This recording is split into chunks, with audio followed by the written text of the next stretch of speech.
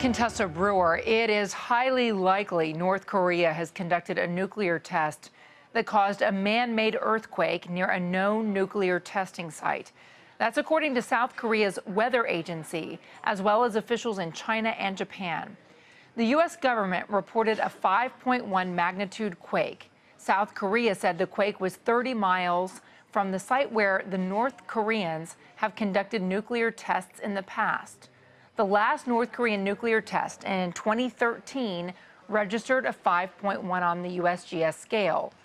North Korea is known to have conducted 3 nuclear tests in the past. It's under UN sanctions for its nuclear and missile programs.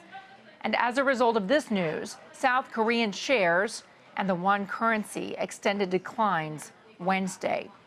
Now, European seismologists say the shaking was centered around a nuclear test facility northwest of Kilju in North Korea's northern region. Past nuclear tests have been recorded as earthquakes too, and at similar magnitudes. Again, the South Korean Meteorological Agency says it's highly likely this so-called quake was a nuclear test. Juan Zarate is the senior security analyst for CBS News. Well, what you have is concern over continued progress in the North Korean nuclear program, combined with concerns over where the regime is headed and the instability in Pyongyang, or at least the sense of some degree of instability, and the potential that this test is part of further acts by the North Korean regime to not only threaten South Korea, but to demonstrate capabilities toward the United States. This, in combination with recent reports that there's continued development on the ballistic missile side of things, potentially even with a failed submarine-launched ballistic missile test in recent weeks, all of which raises concerns in the temperature in South Korea and the reality that you've got a real developing nuclear problem on the Korean peninsula. This is North Korea's 4th nuclear test. The last one, as I mentioned, was in 2013, if indeed this was a nuclear test. And again, South Korea seems to indicate that is where its suspicion lies. What kind of resources does South Korea have to respond to this? And would they follow a similar response that we've seen to previous tests?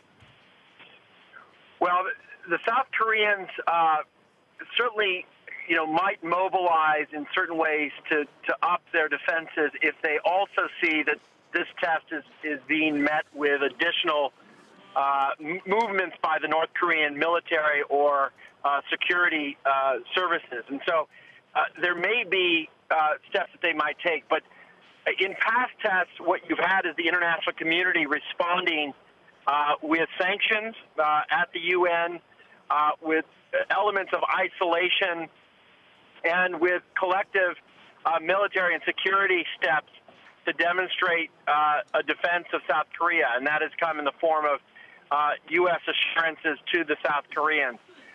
And so I don't expect that the South Koreans would do anything immediately. They'll obviously evaluate what's happened, and they'll raise concerns.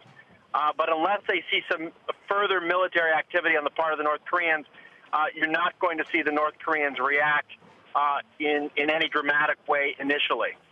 Before the new year hit, Juan, you had mentioned North Korea as one of the foreign policy areas, one of the foreign security areas that we should be watching for in 2016. What we saw last year was President Obama remaking foreign policy where we had previously isolated other nations. You saw him overhaul that in Cuba. He said, if it hasn't worked in 50 years, we need to try something new. We saw a nuclear deal done with Iran. Might there be a different kind of approach to North Korea in 2016? It's a great question, and part of the reason I'd raised this as a real wild card for 2016 is just how variable and dangerous the North Korean situation is. You have a regime that we're still trying to figure out, with a young leader who continues to try to consolidate his power and control, in essence isolating and in some cases even killing elements of his regime and family members. They've cut off ties and relations with the Chinese, or at least that relationship has cooled to a great extent. They've continued their nuclear and ballistic missile programs, and they continue to be just a wild card in the region, and that's why I raised it as a concern.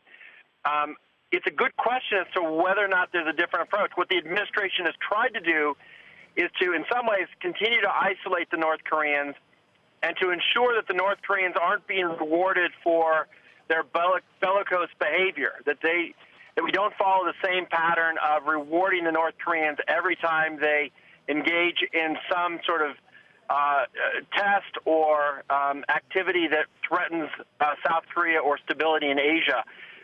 That's clearly not working, and this notion of strategic patience with North Korea is not working.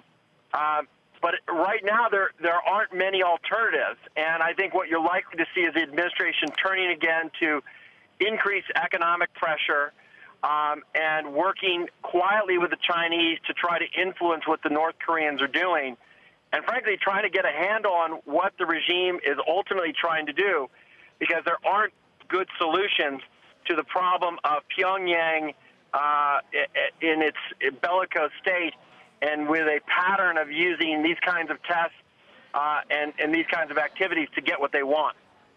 Who is its primary target? Who would it use a nuclear weapon against? Well, some experts would argue that the North is trying to create both the sense of capabilities against all of its potential enemies, to include regional enemies, but also clearly the United States, that they're trying to create a deterrent effect to their nuclear program. That is to say, not just a nuclear program that has certain capabilities, but one that has the ability to project forward, and that in combination with its ballistic missile program and the potential for miniaturization of its nuclear weapons program, the real potential of being able to deliver nuclear weapons wherever they want if they build the proper capabilities, for example, with their submarines. And so, the question is really where they may decide to use these types of weapons to project their power and influence. And certainly they want to project that in the region. But the real danger for the United States is whether or not North Korea has intentions to demonstrate their capabilities as far as the Pacific, and certainly to threaten the U.S. Continent. Juan Zarate, thank you.